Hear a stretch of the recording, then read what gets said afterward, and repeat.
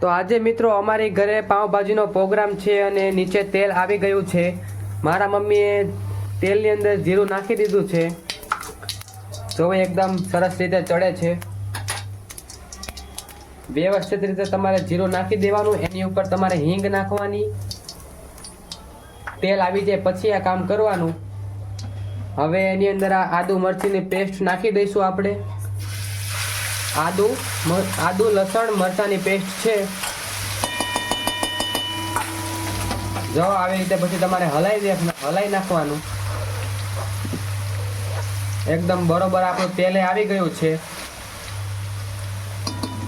પછી આ કાંદા ટમેટાની આપણે ગ્રેવી કરીને મિક્સરમાં નાખી દઈશું. એકદમ વ્યવસ્થિત રીતે મસ્ત બને છે.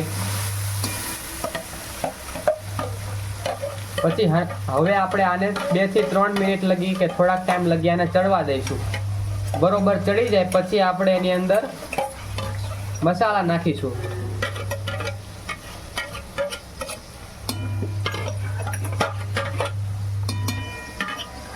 તમે લોકો જોઈ શકો છો એકદમ વ્યવસ્થિત રીતે ચડી રહ્યું છે.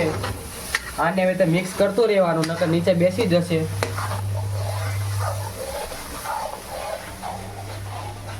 મારા મમ્મી એકદમ મસ્ત બનાવી રહ્યા છે. આપણી આ ગ્રેવી બની રહી છે. આપણી ગ્રેવી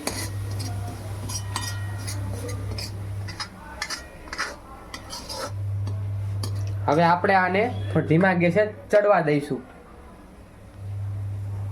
તમે લોકો જોઈ શકો છો એકદમ વ્યવસ્થિત રીતે આપણી એકદમ મસ્ત ગ્રેવી ઉકળી ગઈ છે. તો હવે એની અંદર મારી મમ્મી આપણે જે મીઠું હોય છે એ મીઠું સ્વાદ અનુસાર મીઠું નાખી દઈશું. જે પ્રમાણે ખારું મોળું ખાતા હોય એ પ્રમાણે મીઠું નાખી દેવાનું છે. હવે આપણે મસાલામાંથી થોડી હળદર નાખીશું. એકદમ વ્યવસ્થિત ઉકળી રહ્યું છે. તમે જોવો છો મસ્ત રીતે ઉકળી રહ્યું છે. હવે હળદર આવી ગઈ છે. એની અંદર હવે જીરું આવશે. જીરા પછી તમારે જે પ્રમાણે તીખું ખાતા હોય એ પ્રમાણે મરચું નાખી દેવાનું છે. મરચું નાખી ગયું પછી જો વધારે તીખું ખાતા હોય તો વધારે નાખવાનું, નકર ઓછું ખાતા હોય તો ઓછું. પછી મરચાં પછી આપણે આ ગરમ મસાલો નાખી દઈશું.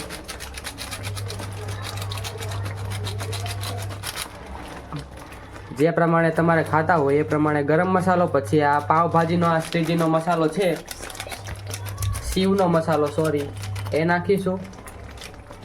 પછી આને આપણે મિક્સ કરીશું.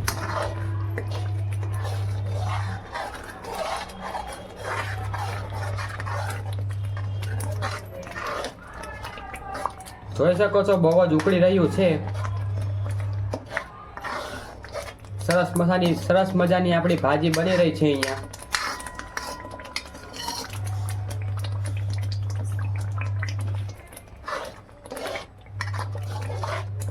એકદમ સરસ મજાની ઉકળી રહી છે ને એકદમ બહુ જ સારી સુગંધ આવી રહી છે ભાજી પાવની. એકદમ બહાર આપણે ખાતા હોય એવી જ સુગંધ આવી રહી છે.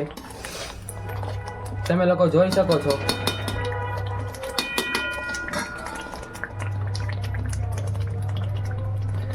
હવે આપણે એની અંદર આ બટેકાને જે સુધારેલું છે એટલે પીસેલું છે બાફેલું એ નાખી દઈશું.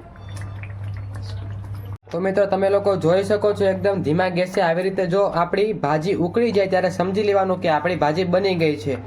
ઉપર તમે લોકો જોઈ શકો છો આવી રીતે તેલ આવવા મળશે એટલે સમજી જવાનું કે આપણી ભાજી બની ગઈ છે. એકદમ બહુ જ સારી સુગંધ આવી રહી છે. એકદમ મસ્ત બની ગઈ છે આપણી ભાજી. અને હજી તમે લોકો જોઈ શકો છો ગેસ આપણો ધીમો જ છે. 5-10 મિનિટ લગી ધીમા ગેસે આપણે આવી રીતે ચાલુ રાખીશું તો આપણી ભાજી બની જશે. હવે રીંગણા બટેકા એ આપણે કુકરમાં બાફી દીધું છે. હવે આપણે પાવભાજીમાં નાખી દઈશું.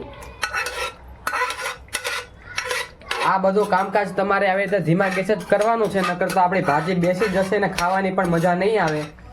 એકદમ પ્યોર બહારની સ્ટ્રીટ ફૂડ જેવી તમારે ટેસ્ટ લેવો હોય તો બધું ધીમા ગેસે જ કરજો, એટલે એકદમ સારી બનશે.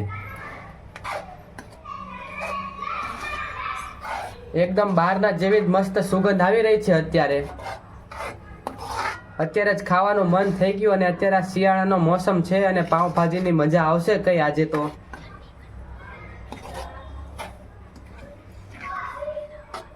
હવે આને આપણે ઉકળવા દઈશું થોડીક વાર માટે. આ જ રીતે ધીમા ગેસે ઉકળવા દેવાની છે.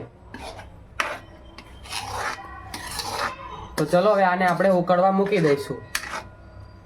તો ચાલો મિત્રો ભાજી ખાવા.